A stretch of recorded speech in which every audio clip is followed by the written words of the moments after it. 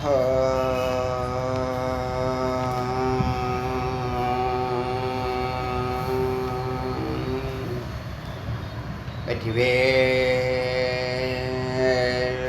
முருகனுக்கு ரோகரா.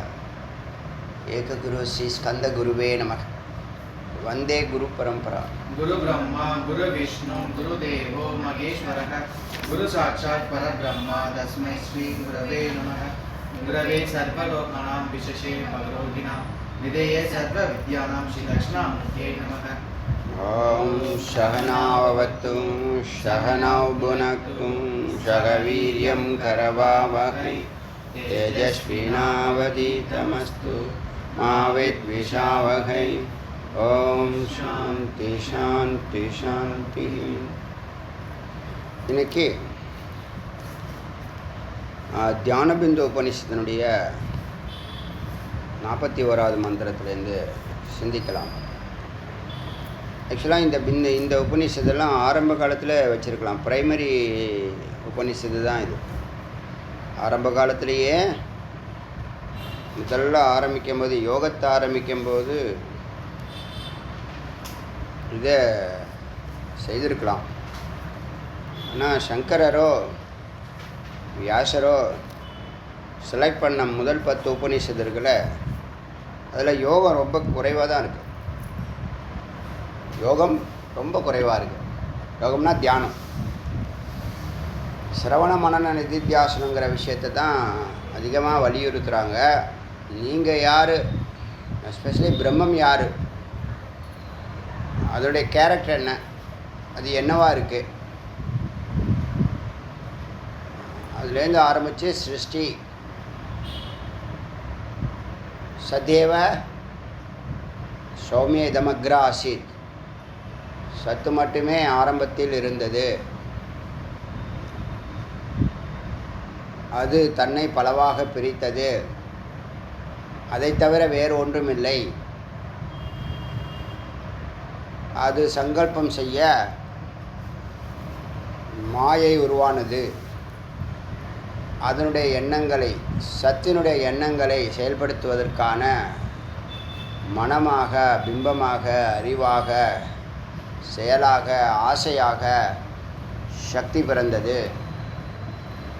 அதனுடைய சத்துவகுணத்திலிருந்து தேவதைகளும், ரஜோகுணத்திலிருந்து ஜீவராசிகளும், தமோகுணத்திலிருந்து பஞ்சபூதங்களும் படைக்கப்பட்டது. பஞ்சபூதங்களை வச்சு பஞ்சீகரணம் செய்து ஒவ்வொரு ஜீவராசிகளுக்கும் உடல் தயாரிக்கப்பட்டது. இந்த உலகத்தில் உள்ள எல்லா பொருட்களும் இந்த பஞ்சபூதங்களுடைய கலவை தான். அதிலிருந்து ஒவ்வொரு ஜீவராசியும் ஒரு வேலையை செய்துக்கிட்டு இருக்கு. அதாவது இயங்கிக் கொண்டிருக்கிறது, அசைந்து கொண்டிருக்கிறது, நடமாடிக்கொண்டிருக்கிறது, செயல்பட்டு கொண்டிருக்கிறது. அதில் மானுடத்துக்கு மட்டும் இந்த விவேக நிலை வந்து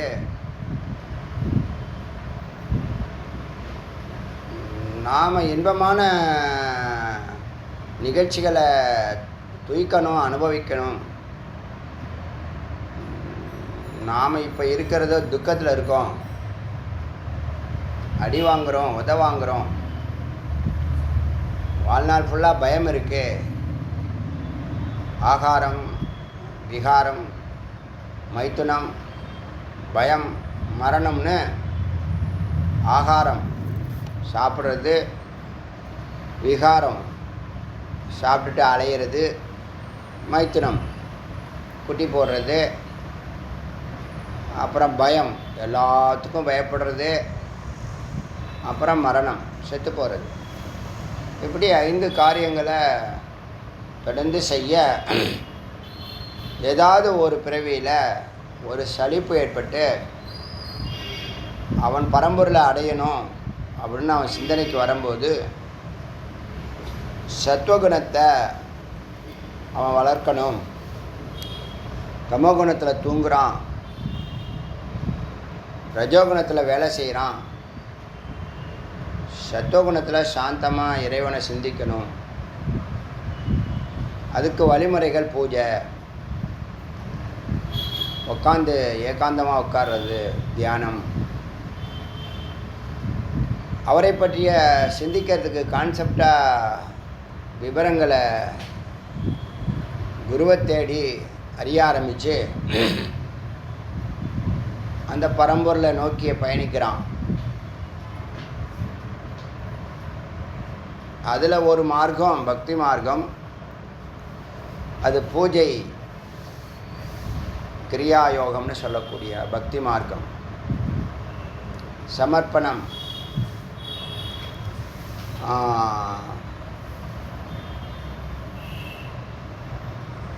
ஆத்ம நிவேதனம்.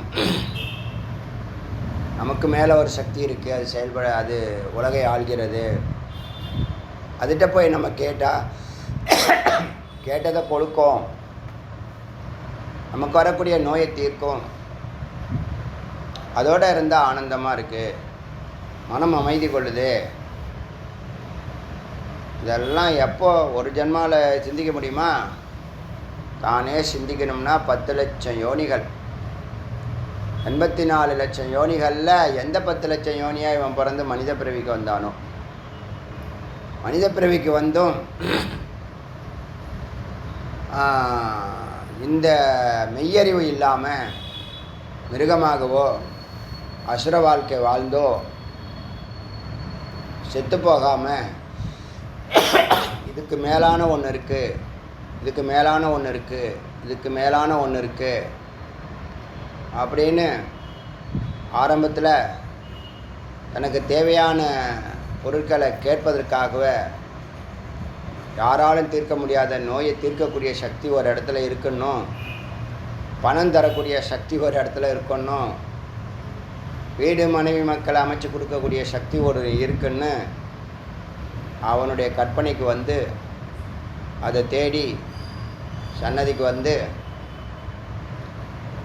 பிரார்த்தனை செய்து செய்து மனம் உருகி பிரார்த்தனை செய்து மன்றாடி கேட்டு அது நடக்கும்போது இறைவன் நடத்துகிறான் அப்படிங்கிற சிந்தனையோட தொடர்ந்து அந்த பயணத்தை தொடர்றான். அது பக்தி யோகம். இந்த பக்தி யோகத்தில் என்ன லாபம் அப்படின்னா, கேட்டது கிடைக்கும், நினச்சது நடக்குங்கிறது உடனே நடக்காது, எல்லா நேரத்துலையும் நடக்காது. இப்போ நம்ம கேட்டது கிடைக்கிறதும் நினச்சது நடக்குது எதுக்குன்னா இன்பம் துய்க்கிறதுக்காக. இன்பம் துய்க்கிறது எல்லாமே இப்போ கிடைக்கிறது எல்லாத்துலேயும் பொருட்களை தான் இவன் கேட்பான். பொருட்கள் கிடைச்சா அந்த பொருள் டெம்பரவரியான உற்சாகத்தையும் சந்தோஷத்தையும் கொடுக்கும், அப்புறம் மறைஞ்சு போயிடும். அப்படி நிரந்தரமான ஒரு ஆனந்தம் இருக்கே, அதை பிடிக்கணும்னு நினைக்கிறான். அந்த மாதிரி அவன் ஒரு நிலைக்கு வர்றதுக்கு என்னுடைய அனுமானத்தில் பல கோடி ஜென்மா ஆகணும். பல கோடி ஜென்மாவுக்கு அப்புறம்தான் இந்த மனநிலை வருது. இறைவன் தான் நிரந்தரம், இறைவன் தான் துக்கம் கலக்காத ஆனந்தம், இறைவன் தான் அன்பு, இறைவன் தான் அறிவு, இறைவன் தான் எல்லாமா இருக்கிறான் அப்படின்னு அரச புரசலன் காதில் வாங்கினவன் அவருக்குள்ளே போகணும், இல்லை அவரை பற்றி தெரிஞ்சுக்கணும், இல்லை அவர் திருவடியை பிடிக்கணும்னு ஒரு முடிவுக்கு வரான். அங்கே அவன் வாழ்க்கை ஒரு டேர்னிங் பாயிண்ட்டு, ஒரு திருப்பம் ஏற்படுகிறது. அந்த திருப்பத்தில் குருவை யாரோ வழிகாட்டுறாங்க.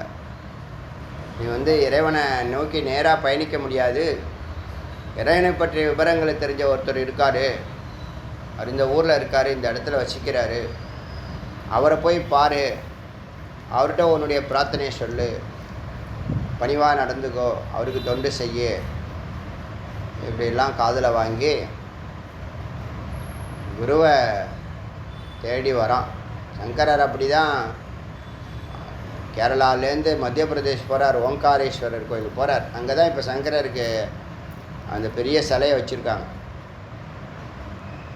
சங்கரர் அங்கே சந்தித்த இடம், குருவை சந்தித்த இடம் அப்படிங்கிறதுனால அப்படி இது சாமானிய வாழ்க்கையினுடைய ஒரு வரலாறு. இது சாமானியர்களுக்காக. அப்படி குரு வந்த பிற்பாடு குருவை தேடினா குரு வந்துட்டாங்கன்னா, குரு கிடச்சிட்டாங்கன்னா, குரு தன்னை சிஷ்யனாக ஏற்றுக்கிட்டாங்கன்னா அவனுடைய வாழ்க்கையினுடைய 90% வந்த வேலை முடிஞ்சிடுச்சுன்னு தான் அர்த்தம். ஏன்னா அதுக்கப்புறம் அவர் சொல்லக்கூடிய ஒவ்வொரு வாக்கும் வார்த்தையும் இவனுடைய வாழ்க்கையில் மறுமலர்ச்சி ஏற்படுத்தும். மூலாதாரத்தில் போகம், சுவாதிஷ்டானத்தில் சாப்பாடு, மணிப்பூரகத்தில் வேலை, மறுபடியும் போகம், சாப்பாடு, தூக்கம்னு இருந்தவனை நீ ஹிருதயத்துக்கு வரணும், முதல்ல மனித நிலைக்கு வா. போகம், சாப்பாடு, தூக்கம் ஆடு மாடு செய்யும். அதுதான் ஆகாரம், விகாரம், மைத்தனம், பயம், மரணம்னு. அந்த நிலையை தாண்டி நீ தான தர்மம் பண்ணு, இறைப்பணிகளில் ஈடுபடு, உற்றார் உறவினருக்கு உதவி செய், வருமானத்தில் ஒரு பகுதியை எடுத்து இஷ்டம், பூர்த்தம், தத்தம், தானம் சொல்லக்கூடிய நன்மைகளை தனக்கும் மற்றவங்களுக்கும் செய். அப்படி செய்ய வச்சு கோயிலுக்கு பொருள் கொடு, கற்பூரம் கொடு, எண்ணெய் வாங்கி கொடு, இதெல்லாம் சொல்லி விளக்கேற்றுன்னு சொல்லி பக்தியோடையே அவனுக்கு ஞானத்தையும் கொடுக்கறதுக்கு அவனுக்கு உபதேசங்களை செய்ய செய்ய இது வரைக்கும் அவன் அறியாமையில் இருந்தவன், ஆணவங்கிற அறியாமையில் இருந்தவன், ஆசைங்கிற கர்மத்தில் மாட்டினவன், சிக்கினவன், மாயையை டார்கெட்டாக வச்சு பொய் பின்னாடியே வாழ்க்கையை கடத்தினவன் விழிப்படைகிறான். விழிப்படைந்தவன் ஒவ்வொரு கதவாக அவனுக்கு குரு மூலியமாக ஈஸ்வரன் திறக்கிறான் அப்படிங்கிறத நல்லா உணர ஆரம்பித்த பிற்பாடு இனிமேல் குருவோடு தான் வாழ்க்கையை தொடரணும் அப்படிங்கிற ஒரு சின்ன வைராக்கியம் வரும். அந்த வைராக்கியம் வந்ததுக்கப்புறம் தான தர்மத்தை செய்ய தூண்டின குரு உழவாரப்பணி திருப்பணியில் ஈடுபடுத்தி, சத்காரியங்களில் ஈடுபடுத்தி, உபதேசங்களை சிந்திப்பா, நான் சொன்ன வார்த்தையை திரும்ப சிந்திச்சுப்பார் அப்படின்னு சொல்லி அவனை மனனம் பண்ண சொல்லி, அப்புறம் ஏகாந்தமாக உக்காருப்பா, உனக்கு ஏகாந்தத்தில் நான் என்ன பண்ணுறது, எவ்வளோ நேரம் உட்கார்றது, 1 மணி நேரத்துக்கு மேலே என்னால் உட்கார முடியும், அரை மணி நேரத்துக்கு மேலே உட்கார முடியல, 15 நிமிஷத்துக்கு மேலே என்னால் உட்கார முடியலன்னு சொல்கிறவனுக்கு நீ இந்த 1 மணி நேரத்தில் இதெல்லாம் செய்யணும், இப்படி செய்யணும் அப்படி முறைகளை சொல்லி கொடுக்கும்போது அந்த ஏகாந்தம் வெளியில் அலைஞ்ச கோடி சிந்தனைகள் இருந்த வாசனைகள் பின்னாடியே போய்கிட்டு இருந்த, உள்ளிருந்து வரக்கூடிய பதிவுகள்லையே போய்கிட்டு இருந்த அந்த சாமானியன் அந்த எண்ணங்களுக்கெல்லாம் முக்கியத்துவம் கொடுக்காம அத்தியாவசிய எண்ணங்களுக்கு மட்டும் முக்கியத்துவம் கொடுத்து, ஏகாந்தம் நமக்கு கிடைக்காதா, தனிமையாக உட்கார மாட்டோமா, குரு என்ன இவ்வளோ பிரியாரிட்டி கொடுக்குறாரு ஏகாந்தத்துக்கு அப்படின்னு ஏகாந்தத்துக்கு 1 மணி நேரம் அவன் சிந்திக்க உக்காந்துட்டானா அடுத்தது அவன் சித்தியில் தான் அது முடியும். அந்த ஏகாந்தத்தில் ஏகாகிரம் ஒன்றில் நிற்கணுங்கிற அறிவும், உள்ளேந்து வர எண்ணங்களும் வெளியிலேருந்து வரக்கூடிய எண்ணங்களும் 2 எண்ணங்களும் அவனை பாதிக்காமல் குரு சொன்னாங்க, குரு சொன்னாங்க, குரு சொன்னாங்க, அல்லது வேதம் சொன்னிச்சு, வேதம் சொன்னிச்சு, வேதம் சொன்னிச்சுன்னு வேத வாக்கை எடுத்துட்டு ஏகாந்தத்துலேருந்து ஏகாகிரம் போய் ஏகாகிரத்துலேருந்து நிறுத்தங்கிற எண்ணங்கள் அற்ற நிலைக்கு எல்லாம் ஸ்டாப் ஆன எண்ணங்கள்லாம் லாக் ஆகிடுச்சு. இப்போ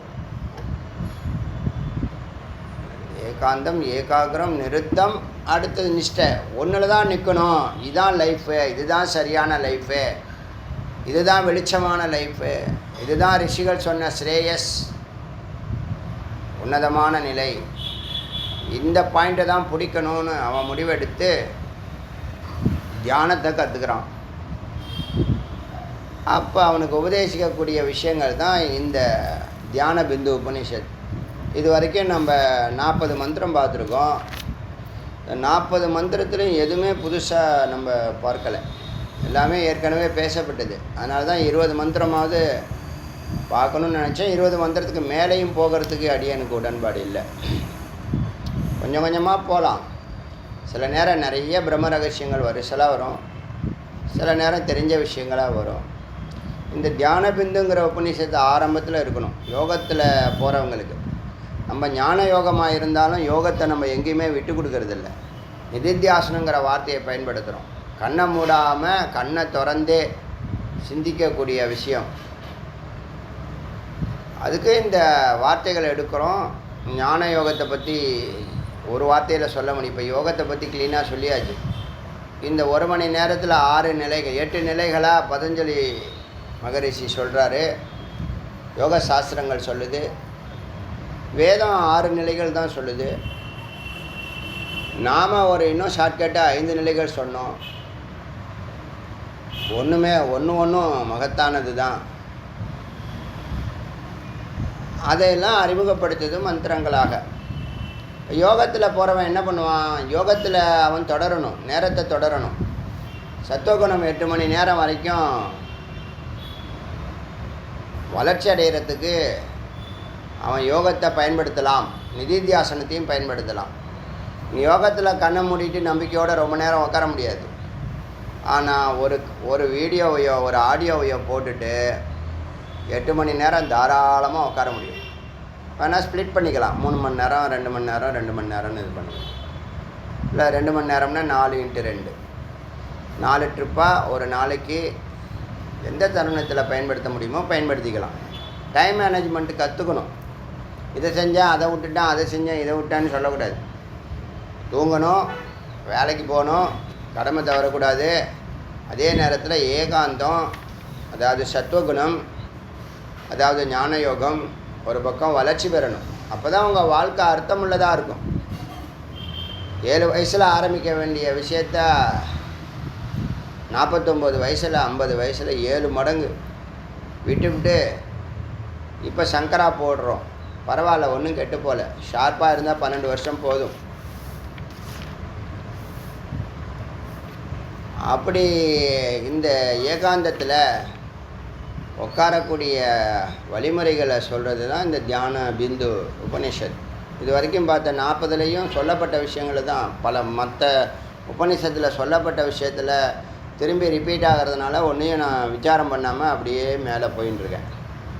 இப்போ கூட இந்த பிரீஃப் எதுக்குன்னா, தியான பிந்து முதல்ல பிகினராக இருக்கவனுக்கு இந்த உபநிஷத்து ரொம்ப முக்கியம். ஞான யோகத்தை ஒரு வார்த்தையில் சொல்ல முடியாது, அதுக்கு நிறைய சொல்லணும். விசாரம்தான் அதுக்கு மகா அமிர்தம். யோகத்தில் எப்படி சமாதி அமிர்தமோ அதேமாதிரி ஞானத்தில் விசாரம் அமிர்தம், பக்தியில் ஆத்ம நிவேதனம் அனுபூதி அமிர்தம். எல்லாம் ஒரு இடத்துக்கு தான் அழைச்சிட்டு போகுது. ஆனால் ஒன்றுக்கு ஒன்று லிமிட்டேஷன் இருக்குது. ஒன்றும் ஒவ்வொரு வாகனம்தான். ஒவ்வொரு யோகமும் ஒவ்வொரு வாகனம்தான்.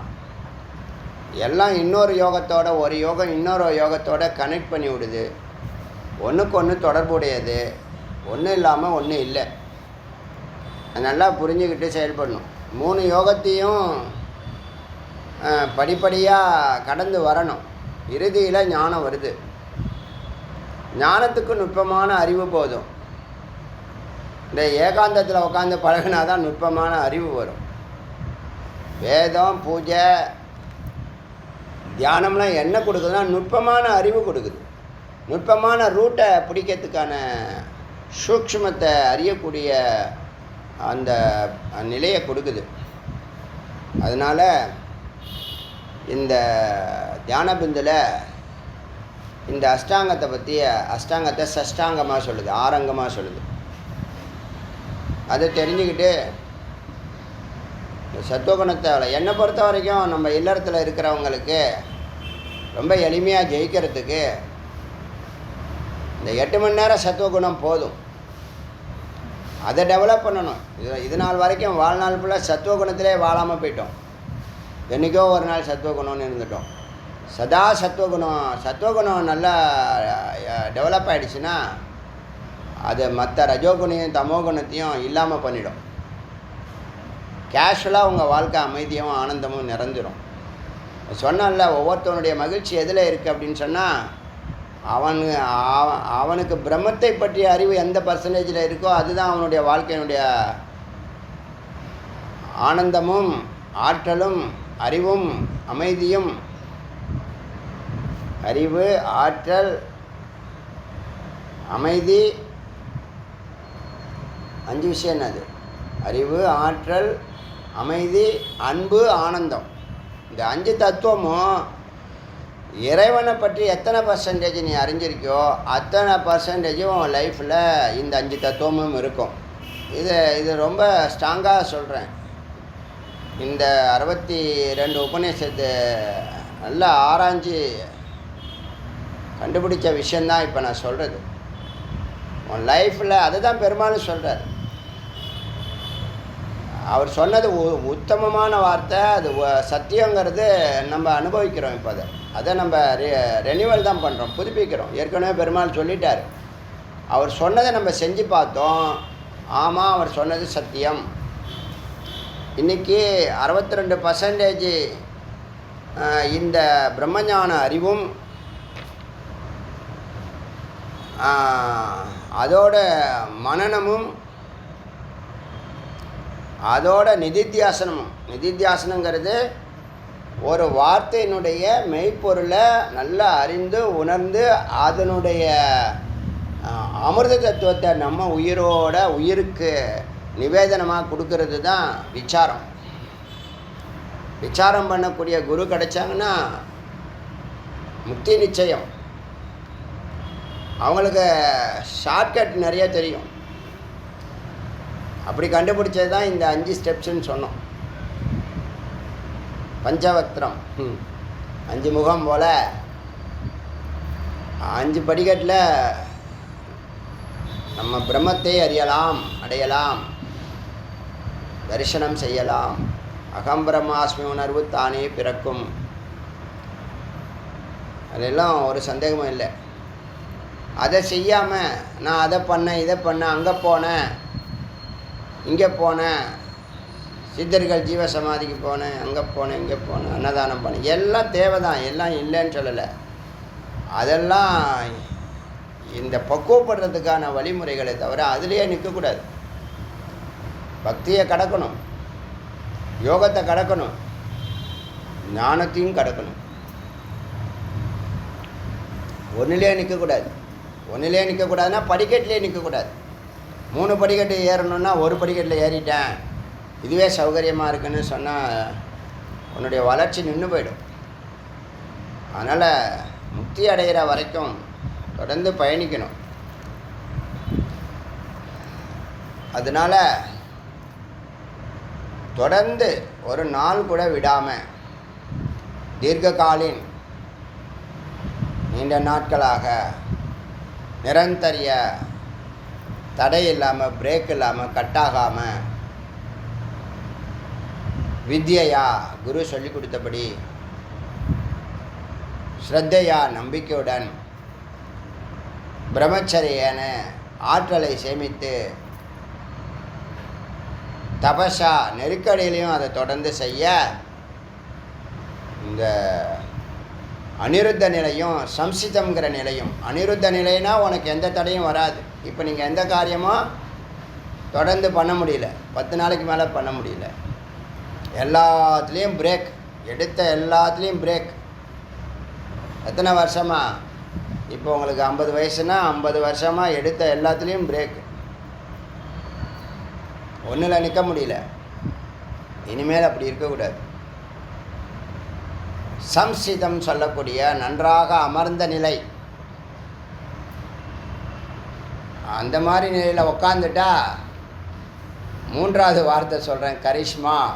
சித்திகளில் 8 சித்திகளில் ஒரு சித்தி கரிஷ்மா. என்னன்னா எந்த காரியத்தையும் உற்சாகத்தோடு நிறைவேற்றுவதே அந்த நிலையை அடையலாம். அனிருத்தம், சம்சிதம், கரிஷ்மா. அப்புறம் என்ன இருக்குது வாழ்க்கையில்? வேறு என்ன அடைய போகிறீங்க? அதுக்கு வழிமுறையை செய்வது தான் இந்த ஏகாந்தத்தில் உட்கார்றதுக்கான வேலை தான்.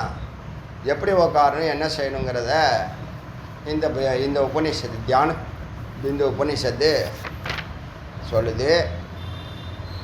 என்னன்னு பார்க்கலாம். இப்போ ஆசனம், முதுகு, கழுத்து, தலை நேராக இருக்கணும். எந்த ஆசனம் வேணாலும் போட்டுக்கலாம். பத்மாசனம் போட்டுக்கலாம், சுகாசனம் போட்டுக்கலாம். சிங்காசனம்னு ஒன்று சொல்லுது மந்திரம். இதே மந்திரம் சொல்லுது. சிங்காசனம்னு ஒன்று அனுப்பிச்சிருக்கேன் குரூப்பில். ஏதோ ஒன்று அனுப்பிச்சிட்டு இருக்காருன்னு நினச்சிக்கிட்டு இருக்காதீங்க. சிங்காசனம், அது சிங்காசனம் சிங்கம் மாதிரியே உட்கார்றது. பத்ராசனம்னு ஒன்று இருக்குது. இதில் ஏதாவது ஒன்று. சுகாசனம் எல்லாருக்கும் சௌகரியம், அதான் சுகாசனம். அதில் ஆசனத்தில் உட்காரணும். உட்காருவதே ஒரு அச்சீவ்மெண்ட். ஆசன சித்தின்னு சொல்லுவாங்க. அசையாமல் உடம்பை அசைக்கவே கூடாது, உட்காரணும். 3-4-5 வருஷம் ஆகிடும். அப்புறம் பிராண சம்ரோதக. இந்த ஆசனம் எதுக்குன்னா சத்துவகுணம். அதாவது மூலாதாரத்துலேருந்து சகசிராரம் வரைக்கும் இந்த ஸ்பைனல் கார்டுன்னு சொல்லக்கூடிய சுஷ்ம்னா நாடி நேர்கோட்டில் நின்னா ஈஸியாக மேலே ஏறுங்கிறதுக்காக தான் இந்த ஆசனம் சொல்கிறாங்க. பிராண சம்ரோதனம் அந்த ரூட்டை கிளியர் பண்ணக்கூடிய வேலைகளை பிராணாயாமம் பண்ணுறது. பிராண சம்ரோதனங்கிறது பிராணாயாமத்தை சொல்லுது. அது மூலாதாரக்கும் சஹஸ்ராரத்துக்கும் உள்ள ரூட்டை கிளியர் பண்ணக்கூடிய, நாடிகளை சுத்தம் பண்ணக்கூடிய, நரம்புகளை உத்வேகம் பண்ணக்கூடிய, பஞ்ச அக்னிகளை ஏற்றக்கூடிய, 6 ஆதார சக்கரங்களை இயக்கக்கூடிய, ஒழுங்கற்ற இந்த காற்று முறைகளை ஒழுங்குபடுத்தக்கூடிய, கோடி நன்மைகள், சுத்த தேகம் தரக்கூடிய, ஸ்தூல உடம்பையும் சூக்ஷ்ம உடம்பையும் எந்த நோயும் பாதிக்காத ஒரு கவசத்தை பிராணாயாமம் பண்ணுது. பல உபநிஷத்தில் பார்த்துருக்கோம். சுத்த தேகத்துக்கு அருமருந்து பிராணாயாமம். குரு ஒன்று சொல்கிறாங்கன்னா அது சத்தியம் நிறைந்தது. ஆதாரம் இல்லாமல் ஒரு நாளும் சொல்ல மாட்டாங்க. எந்த லாபத்துக்காகவும் எந்த உள்நோக்கத்துக்காகவும் எந்த கருத்தையும் சொல்ல மாட்டாங்க. நான் தேடினா தானே கிடைக்கும், தேடினா தானே அதோடைய அருமை தெரியும். அப்படி கண்டுபிடிச்சது தான் பிராணாயாமம் தான் அந்த அருமருந்துங்கிறது தெரியாமல் போச்சு. சின்சியராக செய்யணும். காலையில் 1 மணி நேரம் செஞ்சு பாருங்கள், சாயந்தரம் 1 மணி நேரம் செஞ்சு பாருங்கள். 4 முறை செய்ய சொல்லுது வேதம். நம்ம 1 முறை, அடியன் 1 முறை தான் செய்கிறேன். காலையில் பூஜைக்கு முன்னாடி 1 முறை அது சும்மா ஒரு 2 இல்லை 3 இல்லை 1. வெப்ப காலங்கள்னால் 1, குளிர்காலங்கள்னால் 2 இல்லை 3 செய்கிறோம். சாயந்தரம் 4 to 5 பிராணாயாமம் அடியன் பண்ணுறேன். 3 மணிக்கு தியானம் ஆரம்பித்தேன்னா ஓங்காரம் போகும். ஆரம்பத்தில், மத்தியில், இறுதியில் ஓங்காரம் போகும். 4 மணிக்கு பிராணாயாமம், அதே ஓங்காரம், அதோட இந்த விசாரம் ஆரம்பத்துலேருந்து போகும். ஜபம் ஆரம்பத்துலேருந்து போகும். பிராணாயாமம் 1 hour மட்டும் போகும். 4 to 5. 5 to 6 தியானம் மட்டும். விசாரம் ஓடும். நிதித்தியாசனம் சொல்லக்கூடிய விசாரம் போகும். இந்த சமாதி நிலையம் தொட்டு வரும். இது ஆரம்ப கால சமாதி. அப்புறம் போக அது அடுத்த லெவலுக்கு போகும். அது போகிறப்ப போட்டோம். அடியனுக்கு அது அவசியம் இல்லாட்டினா கூட அதை தொடர்ந்து செய்யணுங்கிற மனநிலையோடு செய்துட்ருக்கோம். அதனால் நன்மைகள் ஏராளம். நம்ம செஞ்சால் தான் உங்களுக்கு சொல்ல முடியும் செய்யுங்கன்னு. நம்ம செய்யாமல் உங்களை செய்யுங்கன்னு சொல்ல முடியாது. அப்படியே அது போயின்னு இருக்குன்னு வச்சுங்க. இப்போது இந்த பிராணாயாமத்தினுடைய முறையை தாண்டி பிரத்யாகாரம். பிராணாயாமம் பண்ணாலே எண்ணங்கள்லாம் நின்றுடும். நீ மனசை அலைப்பாயுது, அங்கே போகுது இங்கே போகுதுலாம், அது வரட்டும் போட்டோம். நீ எதையும் தடுக்காத, எதையும் செஞ்சு அது கூட போராடாத, அதை தடுக்க முயற்சி பண்ணாத. நீ இறைவனை தொடர்ந்து நினைப்பேன், சத்த நினைப்பேன், சாம்பவி முத்ரா ஒரு உன்னதமான முத்ரா. பல யூனிவர்சிட்டி, ஃபாரின் யூனிவர்சிட்டி அந்த சாம்பவி முத்ரா ஆராய்ச்சி பண்ணி ஒரு சாமானிய மனிதனுடைய அறிவு 242% இரட்டிப்பாகுது அப்படின்னு கண்டுபிடிச்சிருக்காங்க. நம்ம ரிஷிகள் பாருங்கள் என்ன அவங்களுக்கு செய்ய போகிறோம் பிரதிபலனா. அதனால் அந்த சாம்பவி முத்ராவோட உட்காந்திங்கன்னா பிரத்யாகாரம் தானாக ஆகிடும், தாரணா தானாக ஆகிடும். பிரத்யாகாரம்னா புலன்கள் ஒரு இடத்துல நிற்கிறது, அடங்கிறது, ஒடுங்கிறது. தாரணானா அதை கண்டினியூ பண்ணுறது, தியானம்னா அதை கண்டினியூ பண்ணுறது. தாரணாவை தியானம் பண்ணு கண்டினியூ பண்ணுறது. அதுக்கு மேலே சமாதி, தன்னை மறந்து இறைநிலையில் இருக்கிறது, மனமற்ற நிலை. இந்த இடத்துல மனங்கிறது ஒரு பெரிய சைத்தான்னு சொல்லக்கூடாது, ஆனால் அது சைத்தான் தான். ஏன் அப்படின்னு கேட்டால், இறைவனை உங்களை சந்திக்க விடாமல் தடுக்கிறது அதுதான். கோயிலுக்கு போகிறதுக்குள்ளே 10 டைவர்ஷன் பண்ணி என்ன பண்ணிடும், டேக் டைவர்ஷன்னு ரைட்டு லெஃப்ட்டுன்னு என்ன பண்ணிடும், உங்களை டைவர்ட் பண்ணிடும். ஏதாவது ஒரு வசீகரத்தை பார்க்கும், அது பின்னாடி போயிடும். வாழ்நாள் ஃபுல்லாக அது தொடர்ந்து செய்யுது. மனசுக்கு அறிவே கிடையாது, நல்லது கெட்டது தெரியாது, சரி தப்பு தெரியாது, பாவ புண்ணியம் தெரியாது. அதுக்கு என்னெல்லாம் தோணுதோ அது படி. அதான் மனுஷன். பாதி வெளிச்சத்தையே வாழ்க்கையை நடத்தும், மீதி வெளிச்சத்தை மறைக்கிறதே அதுதான். அது ஒரு பிம்பம், அது ஒரு இன்னசென்ட்டு. அதை கரெக்டாக எஜுகேட் பண்ணால் உலகை வெல்லும். சாதாரணமாக விட்டீங்கன்னா படுபாதாரத்தை தள்ளிடும். இப்போ ஞானம் இந்த மனதுக்குள்ளே இருக்கக்கூடிய கோடான கோடி ஜென்மத்தினுடைய பதிவுகளை எரிக்குது, நெருப்பை வச்சிடுது. மனம், சித்தம், புத்தி, அகங்காரங்கிற அந்த கண்டெய்னருக்கு நெருப்பு வைக்கிற வேலை தான் ஞானம். ஞான அக்னி. ஞானமும் சாதாரண விஷயம் அல்ல. ஞானம் ஒரு சின்ன ஸ்பார்க்கு தான், ஆனால் கம்ப்ளீட்டாக இந்த மனதே எரிச்சிடும், பஸ்மமாகிடும். நீ முதல்ல அந்த ஞானத்தை கொடுக்கக்கூடியவங்களோட தொடர்பில் இருக்கணும். சாஸ்திரம் மட்டும் படித்தா பத்தாது, குருவை ஃபாலோ பண்ணணும். அப்போ நீ எங்கே ஆகிற, இந்த ஹிருதய பகுதியிலேருந்து மேலே ஏறிடுற. இப்போ உனக்கு அறிவு இல்லாமல் தான் என்ன பண்ணுற, கீழே இருக்கிற, பாதி வெளிச்சத்திலே இருக்க. முக்கியமான தடை நம்மளுடைய வெற்றிக்கு தடை, இறைவனை பார்க்கறதுக்கு தடை இந்த அறியாமை, இந்த ஆசை, பொய் பின்னாடி போகிற ஆசை, பொய்யை டார்கெட் பண்ணக்கூடிய லட்சிய குறிக்கோள், இதெல்லாம் என்ன பண்ணுது, பரம்பரையில் சிந்திக்க விடாமல் பண்ணிடுது. இன்னும் உங்களை நீங்கள் சிந்திங்கன்னு சொன்னால் அதுதான் உலகத்தில் கடினமான வேலைன்னு சொல்கிறீங்க. சொல்லாமல் அதானே செய்கிறீங்க. இப்போ நீங்கள் சொரூபத்துக்கு போனால் உயிர் வேலை செய்யும். நீங்கள் சொரூபத்தில் இருந்தீங்கன்னா உங்கள் உடம்பு வேலை செய்கிற லிமிட்டட் பவரை தாண்டி மனம் வேலை செய்யக்கூடிய ஒரு நிலையை தாண்டி உயிர் வேலை செய்தல.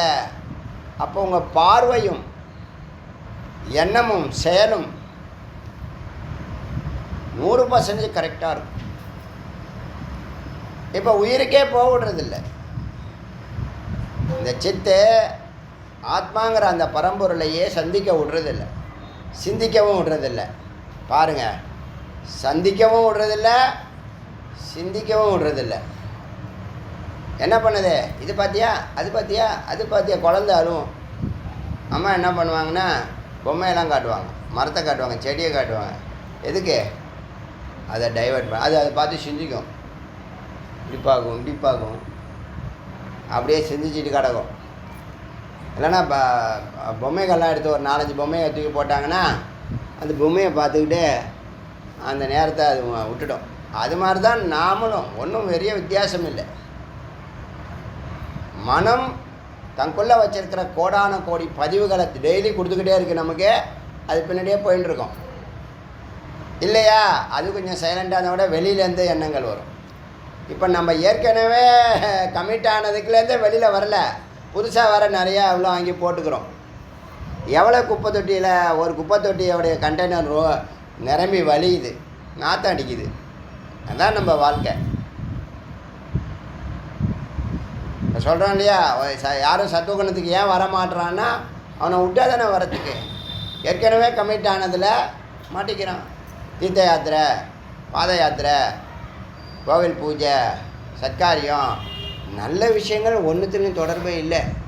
தியானமோ பூஜையோ வேத விசாரமோ 3 யோகத்துலேயும் தொடர்பு இல்லை. யோகத்தில் தொடர்பு இல்லைன்னா அவன் வாழ்க்கை அதோ கதி.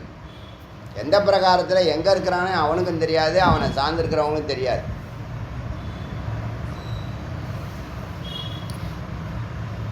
அறிவில்லாத வாழ்க்கை. அதனால் இந்த மனதுக்கு நெருப்பு வைக்கிறது, எண்ணங்களை நிறுத்துறது இந்த சமாதி. ஆனால் ஞானமில்லாத சமாதி டெம்பரவரி தான். ஒரு நுட்பமான ஒரு ரூட்டில் பயணிக்கக்கூடிய அமைதியான ஒரு வாழ்க்கையை கொடுக்குமே தவிர முக்தி கொடுக்காது, நிரந்தரம் அல்ல. நீ நிஷ்டைக்கு போய் யோக நிஷ்டை போயிட்டு அதுக்குள்ளே போயிட்டு திரும்பாத இடத்துக்கு போயிட்டீங்கன்னா பிரச்சனை இல்லை. இந்த உடம்பை பற்றி உனக்கு கவலை இல்லை. ஆனால் நீ திரும்ப அந்த தியானத்தை விட்டு வெளில வந்தீங்கன்னா சாமானியன் ஆகிடுவேன். ஒன்றும் பெரிய விசேஷம் இல்லை. இவ்வளோ நாள் கிடைச்ச வரைக்கும் அமைதியான வாழ்க்கை நடந்துச்சு, மறுபடியும் அந்த நிலைக்கு போகிறதுக்கு தான் முயற்சிக்கணும். அமைதியை அனுபவிச்சிட்டோம்னா, பிரம்மானந்தத்தை அனுபவிச்சிட்டோம்னா, இந்த அமிர்தத்தை பருக ஆரம்பிச்சிட்டோம்னா நம்ம வெளியிலே இருக்க மாட்டோம், புறத்திலே செயல்பட மாட்டோம். இந்த கடமைகள்லாம் தானாக நடக்கும், சரியாக நடக்கும். ஏன்னா நீ அந்த நிலையில் இருக்கிற, அறிவனுடைய உச்சத்தில் இருக்கிற, ஆத்மஸ்வரூபமாக இருக்கிற. எந்த குழப்பமும் இருக்காது, மயக்கம் இருக்காது, பதட்டம் இருக்காது, இருட்டு இருக்காது, சந்தேகம் இருக்காது. எதெல்லாம் நெகட்டிவ்ஸோ அதுதான் சம்சாரம். நல்லா புரிஞ்சுங்க. உங்கள் வாழ்க்கையோட எதெல்லாம் நெகட்டிவ்ஸ் கலந்துருக்கு, சிந்திக்க விட மாட்டேங்குது, சத்தை சிந்திக்க விட மாட்டுது, குறிக்கோளை சிந்திக்க விட மாட்டேங்குது, டைவர்ட் பண்ணுது, அதுதான் சம்சாரம். அப்படின்னு சமாதி சொல்லி யோக அங்கா, நீ யோகத்துக்கு போகணும். இறைவனை தொடர்பு கொள்றதுக்கான வழி அதான் யோகம். ஒரு பிரிட்ஜ், ஒரு பாலம். இப்போ இப்படி தான் அந்த யோகத்துக்கு போகணும்னு சொல்கிறது ஞானம். அங்கே உள்ள என்ன நடக்குதுன்னு சொல்கிறது ஞானம். எப்படி உட்காந்துருக்கணும், எவ்வளோ நாளைக்கு உட்காந்துருக்கணும், எங்கே எது நடக்கும்னு சொல்கிறது எல்லாம் ஞானம். இப்போ என்னாச்சு, யோகாங்காணி பவந்தி ஷட், 6 அங்கங்கள். ஆசனானி தூ தாவந்தி யாவந்தியோ ஜீவஜாத்தைய. ஆசனங்கள், ஆசனங்கள் தாவந்தி அப்படி இருக்கின்றன. எப்படி? யாவந்தியோ ஜீவஜாத்தைய, ஜீவனுடைய கேட்டகரிக்கு தகுந்த மாதிரி, ஒவ்வொரு மனுஷனுடைய அமைப்பு முறை, அவனுடைய ஒல்லியாக இருக்கானா குண்டாக இருக்கானா, அவனுடைய உடல் அமைப்புக்கு தகுந்த மாதிரி ஜீவ ஜாத்தையக, இந்த ஜீவ நிலைகளுக்கு தகுந்த மாதிரி அந்த போஸ்டரும் ஆசனமும் அவனுக்கு சித்தியாகும். ஏதேஷாம் துல்னா பேதான் விஜானாதி மகேஸ்வரக. இப்படி 84 லட்சம் பிறவிகள் இருக்குன்னா 84 லட்சம் பிறவிகளும் எப்படி உட்காரும், எப்படி நடக்கும், எப்படி போகுங்கிறத அந்த போஸ்டரை எல்லாம் கண்டுபிடிக்கிறது இறைவன் ஒண்டி தான், மகேஸ்வரன் ஒண்டி தான் அறிவான். விஜானாதி மகேஸ்வரக. சாமானியர்கள் அறிய முடியாது. இப்போ நமக்கே இது போல் ஆசனம் இருக்குது, நம்ம எல்லாம் ஈஸியாக சொல்லிட்டோம், சுகாசனம் பயன்படுத்து இல்லைன்னா பத்மாசனம் பயன்படுத்துன்னு. இன்றைக்கி சிங்காசனம் ஒன்று போட்டிருக்கோம், வந்து மந்திரத்தில் வருது. சித்தம் பத்ரம் ததா சிங்கம் பத்மம். இதுதான் ஆசனம். என்னென்ன ஆசனம்? சித்தாசனம். சித்தர்கள் உட்காருவாங்க, இப்படி உட்காருவாங்க, இப்படி உட்காருவாங்க. சேஷாத்ரி மகரிஷி உட்கார்றாருல அப்படி உட்காருவாங்க, எப்படி வேணாலும் உட்காருவாங்க அவங்க. சித்தம் பத்ராசனம், ததா சிங்காசனம், அப்புறம் பத்மாசனம். சேத்தி சதுஷ்டயம். ஆசனத்தை 4 ரெக்கமெண்ட் பண்ணுது. அங்கே 6 சொல்லிச்சு, ஆசனம் 4 சொல்லிச்சு. ஆதாரம் பிரதமம் சக்கரம். அப்புறம் சக்கரத்தை சொல்லுது. நமக்குள்ளே எத்தனை சக்கரம் இருக்குது? நம்ம பிகைனருக்கு உள்ளது தான். மூலாதாரம், அதுலேருந்து ஆரம்பித்து சுவாதிஷ்டானம், மணிப்புரகம், அநாகத்தம், விசுத்தி, ஆக்ஞா, சகசிராரம். சகசிராரமும் ஒரு சக்கரம் தான், ஏன்னா அங்கேயும் பிரகாரம் சுற்றுறான். ஆதாரம் பிரதமம் சக்கரம், சுவாதிஷ்டானம், த்விதீயகம். முதல் சக்கரம் மூலாதாரம், அடுத்தது சுவாதிஷ்டானம்னு சொல்லி யோனிஸ்தானம் தயோர் மத்திய காமரூபம். இந்த உபஸ்தம் சொல்லக்கூடிய யோனிஸ்தானம் குறி, தயோர் மத்திய அது நடுவில் காமரூபம். இந்த குறியானது அமைந்திருக்கிறது, அதுதான் சுவாதிஷ்டானம், உயிர் இருக்கும் இடம். சுவாதிஷ்டானங்கிறது அதாவது மணிப்பூரகத்துக்கும் மூலாதாரத்துக்கும் நடுவில். ஆதாரஸ்தானம் உதஸ்தானே ஆதாராக்கியே, அந்த ஆதாரஸ்தானத்துக்கும் புதஸ்தானே புதத்துக்கும், அதாவது எருவாய்க்கு மேலே கருவாய்க்கு கீழே நடுவில். பங்கஜம் சதுர்தலம், 4 இதழ் கொண்ட தாமரை. முதல் ஆதார சக்கரத்தில் ஒரு தாமரை இருக்கு. தத் மத்தியே புரோச்சத்தே யோனிகி, நடுவில் யோனி இருக்கு. யோனினா குறி, ஸ்பெனிஷ். காமாக்கியா சித்த வந்திதா, அங்கே குண்டலின்னு சொல்லக்கூடிய காமாக்கியா அம்பாள் இருக்கிறாள். சித்த வந்திதா, சித்தர்கள் வந்திக்கிறார்கள், சித்தர்கள் பூஜிக்கிறார்கள். யோனி மத்திய சித்தம் லிங்க, அதில் தான் லிங்கம் உற்பத்தி. பச்சிம அபிமுகம், மேற்கு பார்த்து இருக்கிறது. மஸ்தகே மணிவதே பின்னம் அபின்னம். மஸ்தகே நெற்றியில் ஒரு மணி இருக்குல்ல,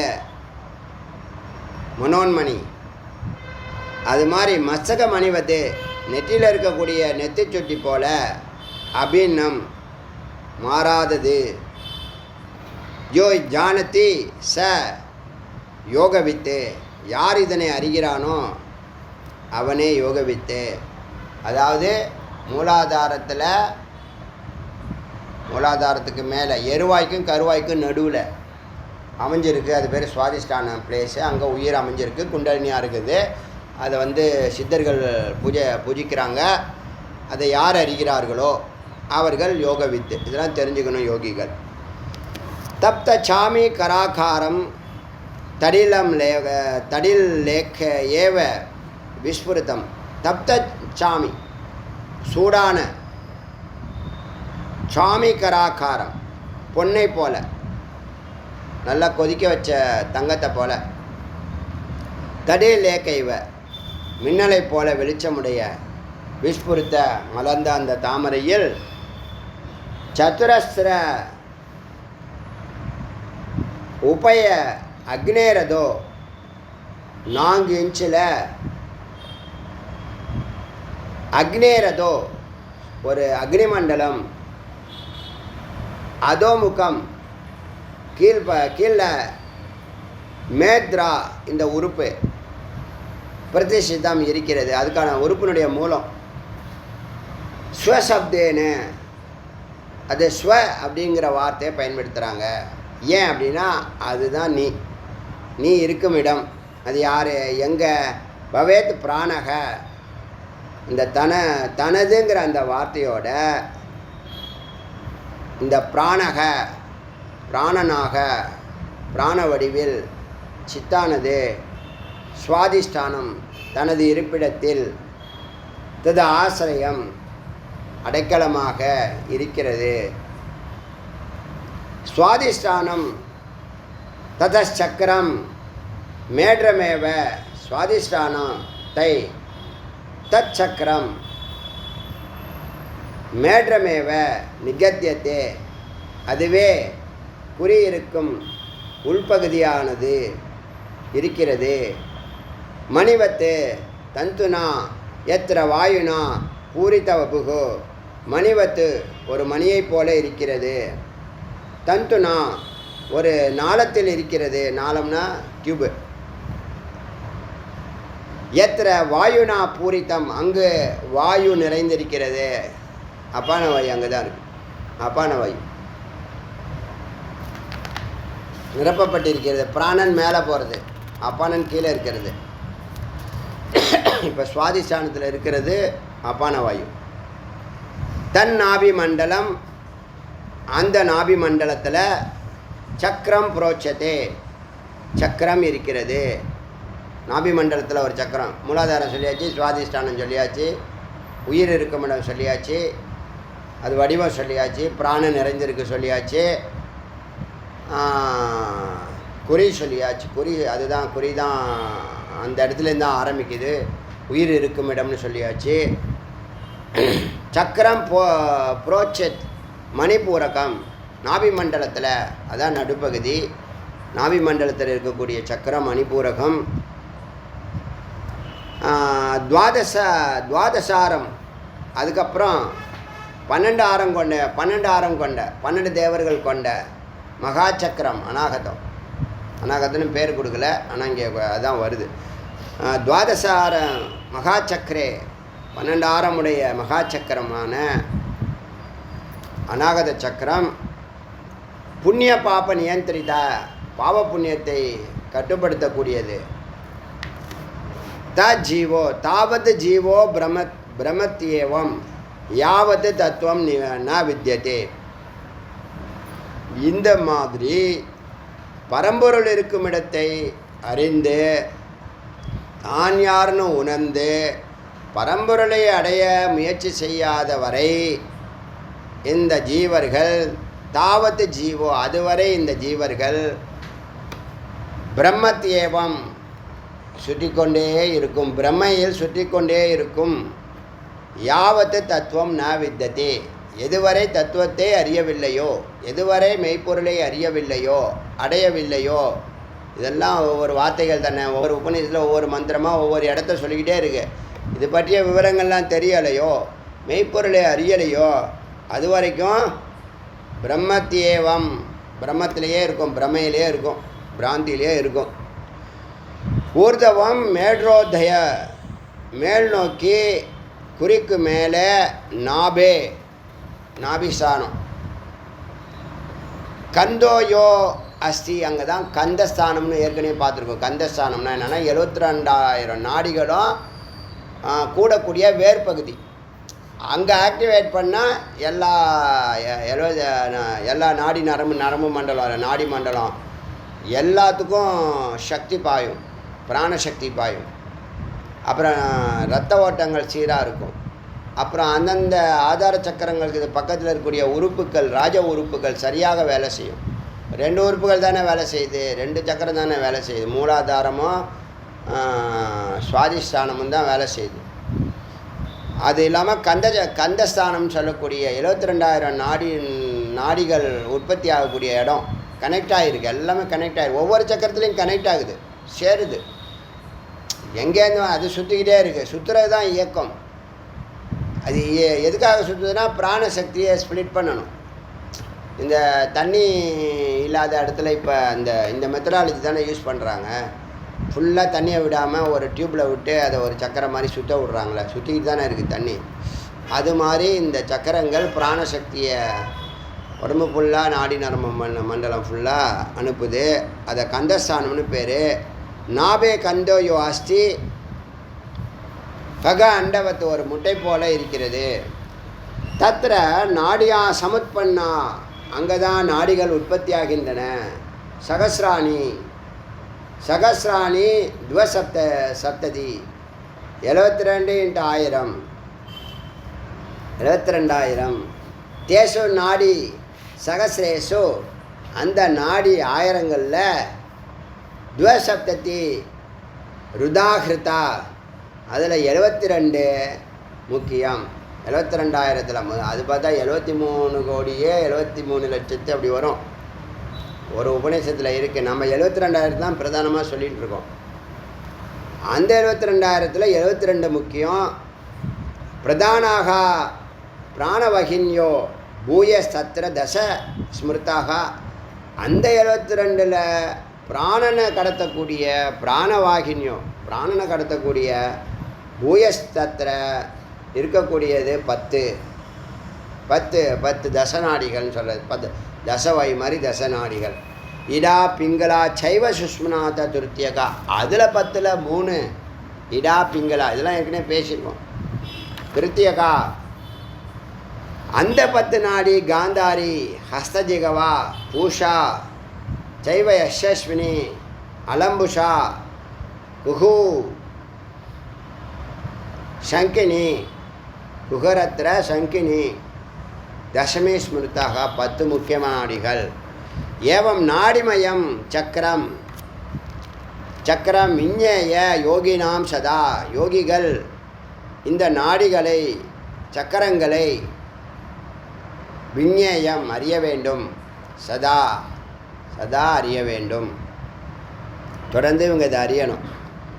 இந்த ட்ராக்கு வேறு ட்ராக்கு, யோகம் ஒரு தனி ட்ராக்கு, பிளைண்டாக போகும். இதுதான் அவங்களுக்கு இப்போ இந்த கொடுக்குற ஞானம் தான் அவங்களுக்கு வழிகாட்டி. இதை செயல்லே இருப்பாங்க அவங்க. ஞானம் அப்படி இல்லை, ஞானம் செயலில் சும்மா இருக்கும், ஒன்றும் செய்யாது, பேசாமல் இருக்கும், ஒன்றை மட்டும் நினச்சிக்கிட்டு இருக்கும். சததம் பிரண வாகின்யக சாமே சூர்யாக்னி தேவதா, சததம் பிராணவாகின்யக தொடர்ந்து பிராணனை வாகனமாக எடுத்துகிட்டு போகக்கூடிய முக்கியமான தேவதா யாருன்னா சோம சூரிய அக்னி தேவதா. சோம சந்திரன், சூரியன், அக்னி. அதான் பிங்களா, இடா பிங்களா சுஷ்மனா. இடாங்கிறது இடது நாடி சந்திர நாடி, பிங்களாங்கிறது சூரியன் வலது நாடி, அக்னிங்கிறது சுஷ்மனா. அதுதான் தேவதாவா. அதுக்கு 3 தேவதா வேலை செய்து. இடா பிங்களா சுஷ்மனா அஸ்தி திரோநாடியா பிரகீர்த்திதா, புகழ்பெற்றது. இடா வாமே, இதெல்லாம் ஆரம்ப காலத்தில் சொல்லி கொடுத்தது, இருந்தாலும் புதுசாக கேட்குறவங்க இந்த ஆடியோ உபயோகமாக இருக்கும். இடா வாமசிதா இடது பக்கம் இடா, பிங்களா தட்சிணே சிதா வலது பக்கம் இருக்குது பிங்களா, சுஷ்மனா மத்திய தேச நடுப்பகுதி ஸ்பைனல் கார்டு. து பிராண மார்க்கஸ்திரய ஸ்மிருத்தாக, பிராணன் சொல்லக்கூடிய முக்கியமான 3 வழிகள் இடா பிங்களா. இது ரெண்டும் போய் அங்கே கனெக்ட் ஆகும், புருவ மத்தியில் கனெக்ட் ஆகும். ஸ்மிருத்தாக பிராண அப்பான சமான உதான வியான ததைவ நாக கூர்ம, இதெல்லாம் என்னது தசவாயுக்கள் பேர். கூர்ம கிருக்கர தேவதத்த தனஞ்சய பிராணாதி பஞ்ச விக்கியாத. இத்தனை இருந்தாலும் 5 வந்து முக்கியம். பிராணாபான வியான உதான இதெல்லாம் நம்ம நைவேத்தியம் பண்ணும்போது சாமிக்கு, ஏன் அது நைவேத்தியம் பண்ணும்போது இந்த பிராண அப்பான வியான உதான சமானன்னு கை விரலில் காமிக்கிறது எதுக்கு நைவேத்தியம் பண்ணுறான்? ஜீவ ஈஸ்வர ஐக்கியம். மறந்தாச்சா? எதுக்கு தூபம் காட்டுறோம்? குரு ஞானம் வேணும்னு கேட்குறது, குரு வேணும் அப்படின்னு கேட்குறதுக்கு ஞானம் வேணும்னு கேட்டாலும் குரு வேணும்னு கேட்டாலும் ஒன்று தான். ஞானம் எப்படி வரும்? சுவாமி யார் மூலியமாக கொடுத்து அனுப்புகிறாருல அவர் தான் குரு. குரு வேணும்னு கேட்குறது தான் என்னது? தூபம். குரு ஞானத்தை கொடுக்குறாங்கல்ல, அதுதான் தீபம். தூபம் ஆச்சு, தீபம் ஆச்சா, அப்புறம் என்ன? நைவேத்தியம். உங்களையும் அவரையும் இணைக்கிறாரு, ஜீவ ஈஸ்வர ஐக்கியம். அப்போ பிராண அப்பான வியான உதான சமான பஞ்ச காற்றுகள் வேலை செய்யுது. அதை காமிச்சு தான் ஸ்வாகா கொடுக்கணும். இது ஞானத்தில் இருந்தது, இது புரியாதுங்கிறதுக்கு தான் இந்த பூஜையில் அதை காமிக்கிறாங்க. புரியுதா? ஞானந்தான்ப்பா பூஜையாக மாறி இருக்கு. ஞானம் வந்து என்னது? அதி சூக்ஷ்மம். யோகா என்னது? சூக்ஷ்மம். பூஜை என்னது? ஸ்தூலம். கண்ணுக்கு பார்க்க வச்சு கண்ணுக்கு தெரிஞ்சதுலேருந்து கண்ணுக்கு தெரியாத அழைச்சிட்டு போகிறாங்க. இப்போ ஜீவ ஈஸ்வர ஐக்கியம் தான் நைவேத்தியம். அப்புறம் என்னது? பிரதட்சிணம், ஆனந்த அனுபூதி. அனுபூதி சிவபோகம் அடைஞ்ச அனுபூதி. நமஸ்காரம் எதுக்கு? அகம் பிரம்மாஸ்மி. நமஸ்காரம் எத்தனை முறை நமஸ்காரம் பண்ணுறியோ அதுதான் அன்றைக்கி. இதை தான் நான் சிந்திச்சுட்டு வந்தேன். அன்றைக்கி தான் நீங்கள் இவங்க ரெண்டு பேரும் வாசல், இவங்க வந்து சாமி கும்பிட்டுட்டு போயிட்டுருக்காங்க. இவங்க என்ன நினச்சாங்களோ திரும்பி பார்த்துருக்காங்க. நான் கதவு தியானம் முடிச்சுட்டு ப்ரிப்பரேஷன் முடிச்சுட்டு வெளியில் வந்தேன். இதுதான் சிந்திச்சுட்டே வரேன். நமஸ்காரம் பண்ணுறது அப்போ அடியார்களை நமஸ்காரம் பண்ணுன்னு எதுக்கு சொல்கிறாங்கன்னா, அகம் பிரம்மாஸ்மி உணர்வு அவனுக்கு வரட்டும். சரணாகதி ஆனதுன்னா சேர முடியும், டிரான்ஸ்ஃபர்மேஷன் ஆகும். இல்லைன்னா டிரான்ஸ்ஃபர்மேஷன் ஆகாது. ஒரு குரு ஒரு நிலையில் இருக்காங்க, இவனும் ஒரு நிலையில் இருந்தானா சரியாக வராது, சேராது. 1-0 தான் சேரும். சுவாமி அம்பாள் 1-0 தான், அதை புரிஞ்சுக்குங்க.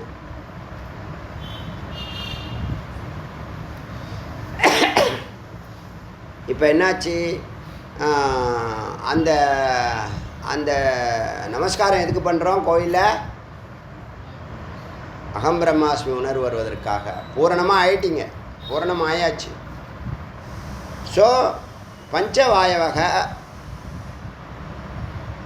5 வாயு முக்கியமாக இருக்குது.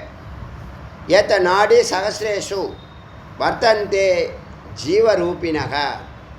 இப்படி 72,000 நாடியில் இந்த ஜீவனானது, உயிரானது போயிட்டு வருது, சுற்றிட்டு வரும். உடம்பு ஃபுல்லாக சுத்தம் 10வது பிரகாரம். அப்புறம் அது நடுநாடியை பிடிக்கிறதுக்கு தான் இது 10வது பிரகாரம், 9வது பிரகாரம், 8வது பிரகாரம் சுற்றிட்டு வருது. வர்த்தந்தே ஜீவரூபினக பிராண அப்பான வசோ ஜீவ. இதில் முக்கியமாக ரெண்டு பிராண அப்பானம், ஒன்று மேலே ஒன்று கீழே. இப்படி யூட்டர்ன் போட்டு வருது. மூக்கிலேருந்து உள்ள யூட்டர்ன் மூலாதாரம் வரைக்கும் போயிட்டு திரும்ப வருது. கீழே போனால் அப்பானன், மேலே வந்தால் பிராணன், வெளியில் போனால் பிராணன், உள்ளே வந்தால் அப்பானன். இதில் ஒரு காற்று தான் மேலே சகசிராரம் போகிறது. இந்த நடுநாடி திறந்தால், நடுநாடி திறக்கிறது எப்படி கண்டுபிடிக்கிறதுனா, 2 மூக்குலையும் ஈக்குவலாக அடைப்பு இல்லாமல் காற்று வந்து போயின்னு இருக்கும். ரொம்ப அரிய பொக்கிஷமான தருணம் அது. நீங்கள் தியானத்தில் உட்காந்து அது ஏற்படும், எல்லா நாளும் ஏற்படும். சளியெல்லாம் பிடிச்சிருந்ததுன்னா பிராணாயாமம் பண்ணி சரி பண்ணிக்கணும். இல்லைன்னா இந்த ட்ராப்ஸ் ஏதாவது போட்டு சரி பண்ணிக்கணும். பிராணாயாமம் பண்ணுறதுக்கு முன்னாடி தப்பு இல்லை, ஓவராக பண்ணக்கூடாது. ஏன்னா நீங்கள் பிராணாயாமம் 1 மணி நேரம் தானே பண்ணுறீங்க, அது விஷயம். ஸோ பிராண அப்பான வசோ ஜீவ ஹியத் ச ஊர்தவம் பிரதாவதி. ஊர்தவம் தாவதி, அவதி, மேலையும் கிளிமா ஓடுகிறது. வாம தட்சிண மார்க்கேன சஞ்சலத்வான். இப்படி இடது வலது வழியாக நகர்ந்தும் ந திருஷ்யத்தே, அதை பார்க்க முடியாது. பிராணாபானனை பார்க்க அக்ஷிப்தோ புஜதண்டேன யதோச்சலித்த கந்துகம். அது உங்கள் கையில் அந்த விடுபட்ட ஒரு பந்து போல அது துள்ளி தெரியும். பிராண அப்பான சமீட்சிதா தத் ஜீவோ ந விஸ்ரமேத். பிராண அப்பானம் சமமாக ஒன்றை ஒன்று ஈர்ப்பதனால, இது ஒரு ஆச்சரியம். பிராண அப்பானன் ஒன்றை ஒன்று ஈர்க்குதுன்னு சொல்லுது மந்திரம். ஒன்றை ஒன்று இருக்கிறதுனால தான் மேலே கீழே நெகட்டிவ் பாசிட்டிவ் சொல்கிறான்ல. இப்போ சக்கரம் சுற்றுறது அந்த தத்துவம் தான், டைனமோ சுற்றுறது அந்த தத்துவம் தான். நார்த் போல் சவுத் போல் இருக்குல்ல, ஒன்று தள்ளும் ஒன்று இழுக்கும். இயற்கையும் அதான், ஒன்று தள்ளும் ஒன்று இயற்கும். Positive negative, pull and push, அந்த தத்துவத்தில் தான் சுற்றுது. எல்லாம் சுற்றி தான் ஆகணும். அந்தபடி பிராண அப்பான சமாட்சிப்த ததுவது ஜீவோ ந விஸ்ரமேது. இப்போ பிராணன் இப்படி சுற்றிட்டு இருந்தால் மனம் சும்மா இருக்காது. மனம் சும்மா இல்லைன்னா மனுஷன் சும்மா இருக்க மாட்டான். அவன் ஓய்வு கிடையாது அவனுக்கு. அபானாத் கர்ஷத்தி பிராணோ அபானக பிராணச்சத்தை கர்ஷத்தி. இப்படி பிராணன் அபானனையும் அபானன் பிராணனையும் ஒன்றே ஒன்றே ஈர்த்து செல்கிறது. 6வது மந்திரம், அதாவது இன்றைக்கி 20 மந்திரம், இன்றைக்கி கடைசி மந்திரம் 60வது மந்திரம். புரியுதா? ஒன்றும் புதிய விஷயம் இல்லை, ஏற்கனவே எல்லாம் பேசியிருக்கேன். வெவ்வேறு ஆடியோவில் இருக்கிறது, இது ஒரே ஆடியோவில் எல்லாத்தையும் அறிமுகப்படுத்துது. ஒரு சமயம் எல்லாத்தையும் கோஆர்டினேட் பண்ணி கொடுக்கணும் ஒரு உபநிஷத்துன்னு நினச்சி, இதெல்லாம் ஃப்ரண்ட்டில் இருக்கணும், ஆரம்ப காலத்தில் இருக்கணும். ஆனால் இது விவரம் இல்லை, டீட்டெயில்ஸில் இல்லை, எல்லா பேரும் தான் டச் பண்ணுது. இது என்ன பண்ணுதுன்னு சொல்லவே இல்லை. இந்த பிராணாபானம் மட்டும்தான் இந்த இடத்துல சொல்லப்பட்டிருக்கு. பாக்கி எதுலேயுமே விவரங்கள் சொல்லலை. விவரங்கள் ஏற்கனவே நமக்கு தெரிஞ்சிருந்தால் குருவாக இருக்கிறவங்களுக்கு தெரிஞ்சிருக்கும், அதனால் இதை எக்ஸ்பிளைன் பண்ண முடியும். இல்லைன்னா இது புரியாது. இந்த கிளாஸ் அட்டன் பண்ணுன்னா அந்த குரு எடுத்து சொல்லணும், பிகினராக இருக்காங்க இவங்களுக்கு இதை சொல்லணும்னு சொல்லி கொடுத்தாங்கன்னா உண்டு. உங்களுக்கு அது அவசியம் இல்லை, நீங்கள் அதெல்லாம் கடந்துட்டீங்க, லெவல்லாம் மாறி போச்சு. அது வருகிறது. அருணாச்சல சிவ அருணாச்சல சிவ அருணாச்சல சிவ அருணாச்சல அருணாச்சல சிவ அருணாச்சல சிவ அருணாச்சல சிவ அருணாச்சல அருணாச்சல சிவ அருணாச்சல சிவ அருணாச்சல சிவ அருணாச்சல. டிவேல் முருகனுக்கரோ குருவாய் அருவாய் உளதாய் இளதாய் மறுவாய் மலராய் மணியாய் ஒளியாய் கருவாய் உயிராய் கதியாய் விதியாய் குருவாய் வருவாய் அருள்வாய் குகனே. டிவேல் முருகனுக்கு ரோகரா.